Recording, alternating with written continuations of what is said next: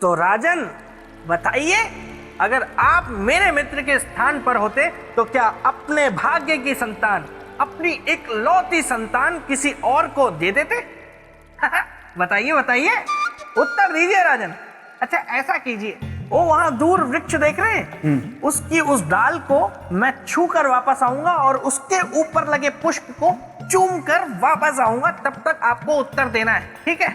और अगर आप उत्तर नहीं दे पाए तो फिर आप सिंहासन को भूल जाएंगे, ठीक है? तो चलिए, मैं ये चला।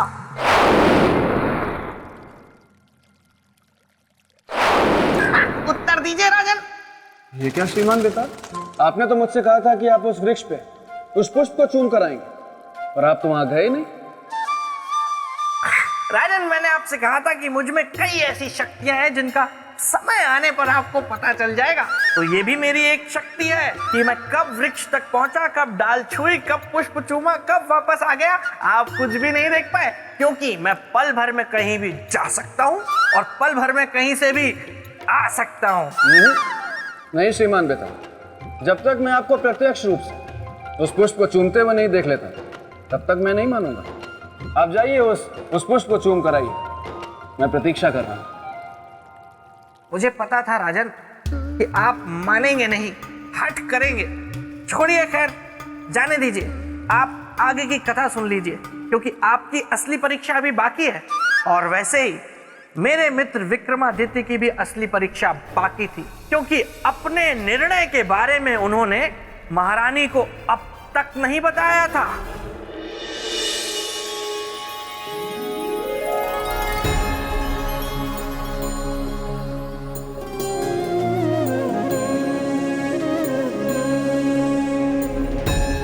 सम्राट, इस बार आपने बहुत लंबी प्रतीक्षा करवा दी। किसकी परीक्षा ले रहे थे? हमारे धैर्य की या फिर उस बैरन प्रतीक्षा की जो बार बार हमारे मन को बुरी आशंकाओं से भर देती थी? महारानी चित्रलेखा, जब तक आप हमारी सांसों में हैं, हमें एक खरोच भी नहीं आ सकती।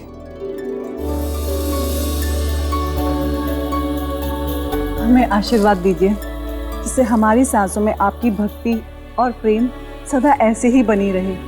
अच्छा, आप जिस कार्य के लिए गए थे वो कार्य तो पूरा हो गया ना सम्राट? कार्य तो हुआ महारानी, परंतु पूर्ण नहीं हुआ, और इसे पूर्ण करने के लिए हमें आपकी सहायता की आवश्यकता है। हम कुछ समझे नहीं सम्राट। आप हमारे साथ चलिए।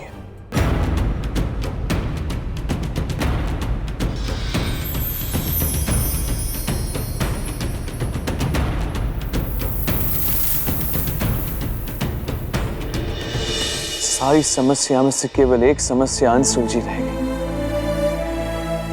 कौन सी समस्या सम्राट? पुत्र प्राप्ति के लिए महारानी रागेश्वरी ने व्रत रखा था, उनका वो व्रत अधूरा रह गया, वो मात्र सुख से वंचित हो गई। ये तो सचमुच बहुत बुरी बात है कि वो एक स्त्री की संपूर्णता से वंचित रह गई। किंतु आप दुखी ना हो सम्राट, क्योंकि संतान का पाना या ना पाना ये तो भाग्य की बात है, और फिर आप किसी के भाग्य को तो नहीं बदल सकते ना सम्राट। सही कह रही है आप। हम अकेले नहीं कर सकते, परंतु हम मिलकर एक मत होकर अवश्य कर सकते हैं महारानी। परंतु कैसे सम्राट? यदि हम अपने भाग्य की संतान उन्हें दान कर दें,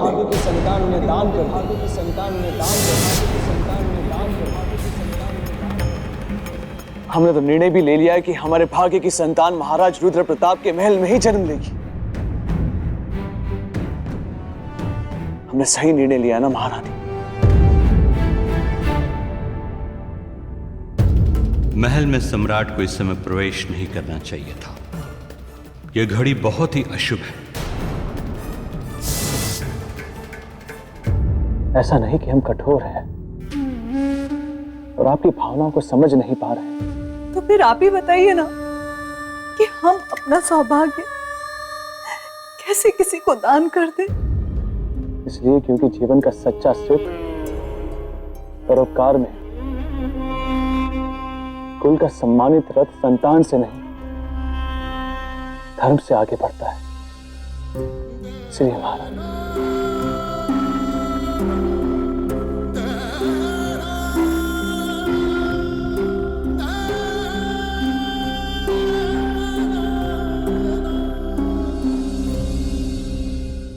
आपका मुंह फेर लेना यह संकेत देता है कि आप हमारी बात से सहमत नहीं।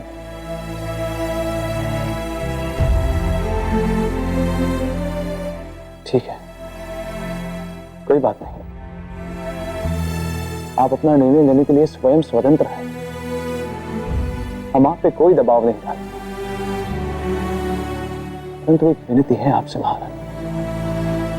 यदि ये विनती संतान दान से संबंधित है तो एक माँ ये विनती सुने बिना उसे ठुकराती है।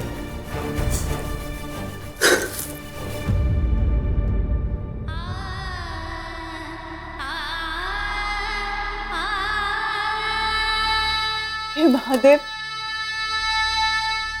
ये आपने हमें किस धर्म संकट में डाल दिया है। एक और पत्नी धर्म, दूसरी तरफ स्त्री धर्म और तीसरी तरफ मातृ धर्म।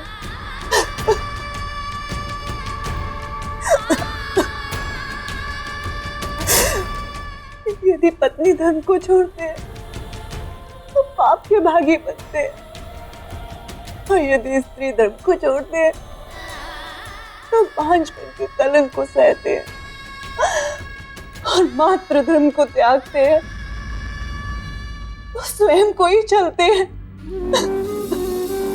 हे महादेव, ये कैसी विडंबना है। कोई दिशा दिखाइए, हम क्या करें।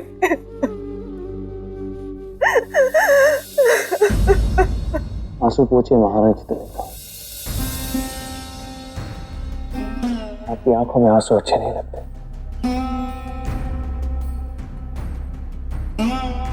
फिर सम्राट, अब आप ही बताइए, हम किस ओर जाएं, क्या करें। किसी और नहीं, आप वहीं रहे, अपने निर्णय की उसी धुरी पर जिस पर आप हैं।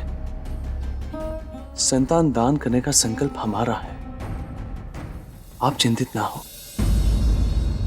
परंतु निर्णय लेने से पहले हम आपको कुछ दिखाना चाहते हैं। क्या? आपको हमारे साथ चलना होगा।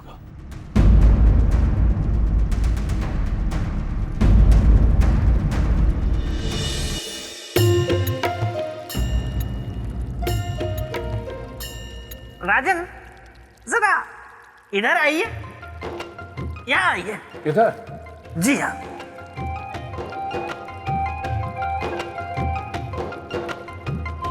सिंहासन के बीच में खड़े हो जाइए।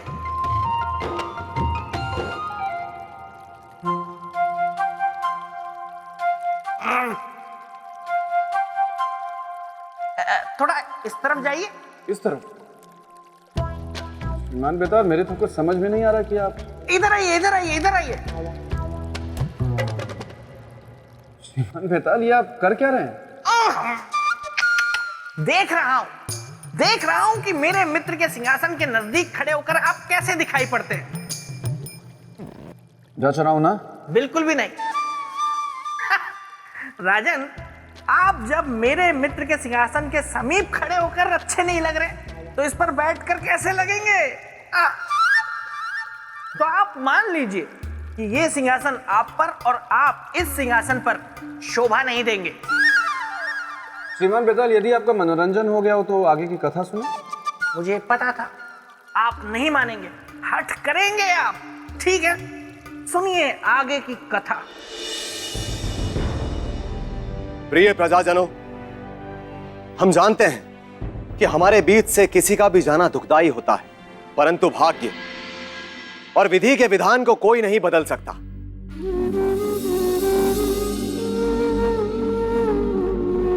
और हमारे भाग्य की लेख यह कहती है कि अब हमें आपसे सदा सदा के लिए विदा लेने का समय आ गया है।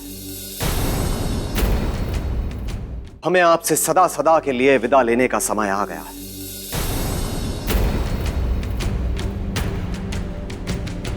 हे धर्म सभा के ऋषियों, हमने यह विचार कर लिया है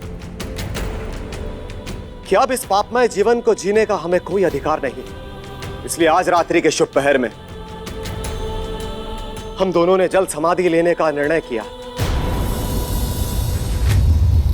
नहीं महाराज नहीं, आप ऐसा निर्णय नहीं ले सकते। आप हमें अनाथ करके नहीं जा सकते महाराज। हम आपको अपने से दूर नहीं जाने देंगे महाराज। हाँ, नहीं जाने देंगे महाराज को। शांत शांत भक्तजनों, स्नेह का बंधन मत डालिए इनके पैरों में, जाने दीजिए इन्हें।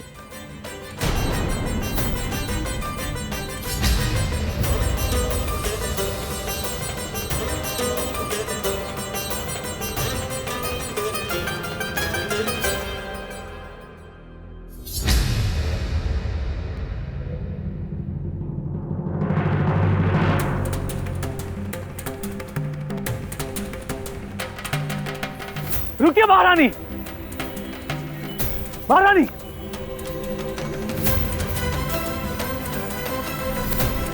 कहाँ जा रही है? किसी का जीवन बचाने। किसका? राजा रुद्र प्रताप और महारानी रागेश्वरी का। उनका दुख हमसे देखा नहीं गया। यदि हमारे अजन्मे शिशु के दान से उनके और उनकी प्रजा के जीवन में सुख के पल आ सकते हैं तो हम अपनी संतान का दान कर देंगे। छोड़ देंगे हम अपना मातृत्व पद, किंतु हम उन्हें बचाएंगे। क्या कह रही हैं आप? जी महाराज, यही हमारा अटल और अंतिम निर्णय है। आपको पाकर धन्य हो गए हम। हमारी प्रेरणा के स्रोत भी केवल आप ही हो महाराज। आपका बहुत बहुत धन्यवाद।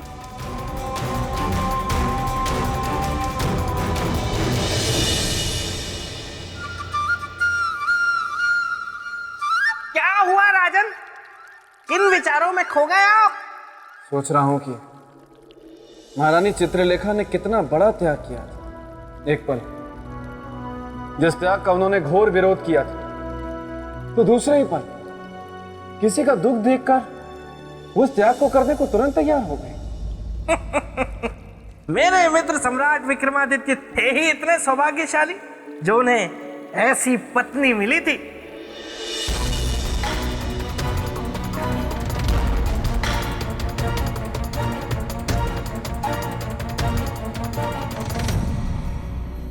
हे परमपिता परमेश्वर,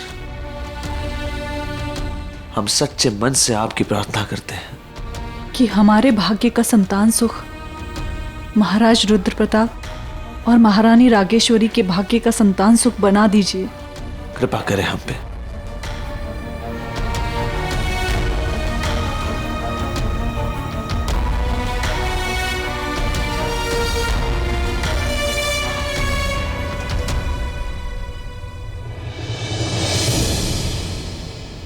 अब हमें आज्ञा दीजिए।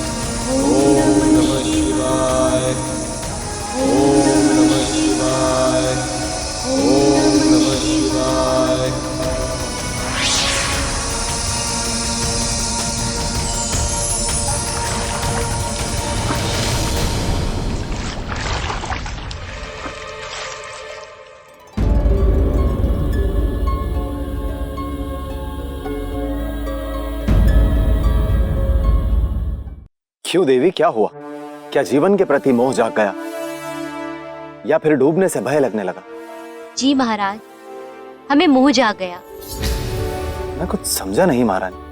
महाराज, हमें हमारे गर्भ में जीवन की अनुभूति हुई है। ये कैसे हो सकता है महारानी? ये आपका भ्रम है।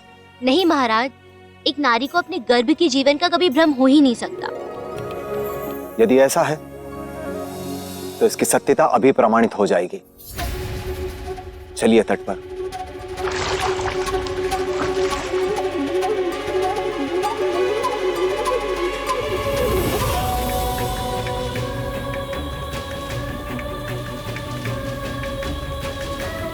ऋषिवर, महारानी अभी अभी भ्रम का शिकार हुई है। तनिक इनकी नाड़ी तो देखिए।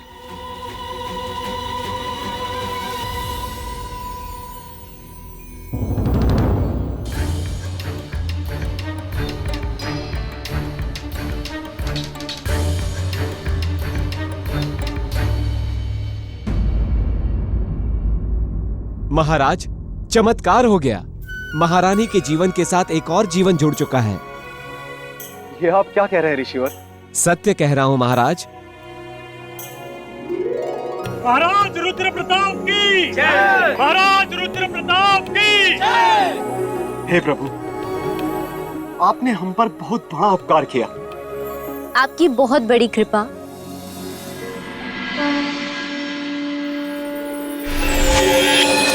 राजन, ये उपकार प्रभु का नहीं अपितु परोपकारी सम्राट विक्रमादित्य का है।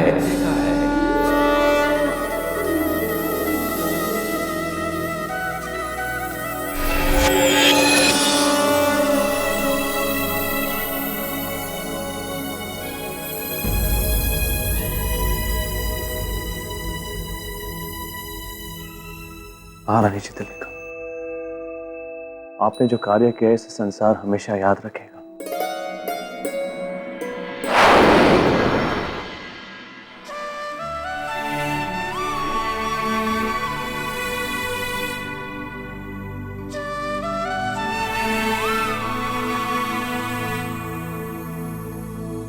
इंद्रदेव, सम्राट, आज आप दोनों ने परोपकार का जो उदाहरण प्रस्तुत किया है वह संसार में ध्रुव तारा के समान चमकेगा। ऐसा महान परोपकार ना तो पहले कभी देखा गया है और ना ही भविष्य में कभी देखा जाएगा। सच में सम्राट, इस धरती पर आप धर्म के सच्चे प्रतिनिधि हैं। आज पहली बार काल को किसी के परोपकार ने पराजित किया है। सचमुच आप धन्य हैं। विधि के विधान को व्यवस्थित रखने के लिए जो भूमिका आपने निभाई है उसके लिए हम सब आपके आभारी हैं। आभार स्वरूप हम आपका लिया हुआ जीवन आपको वापस करते हैं।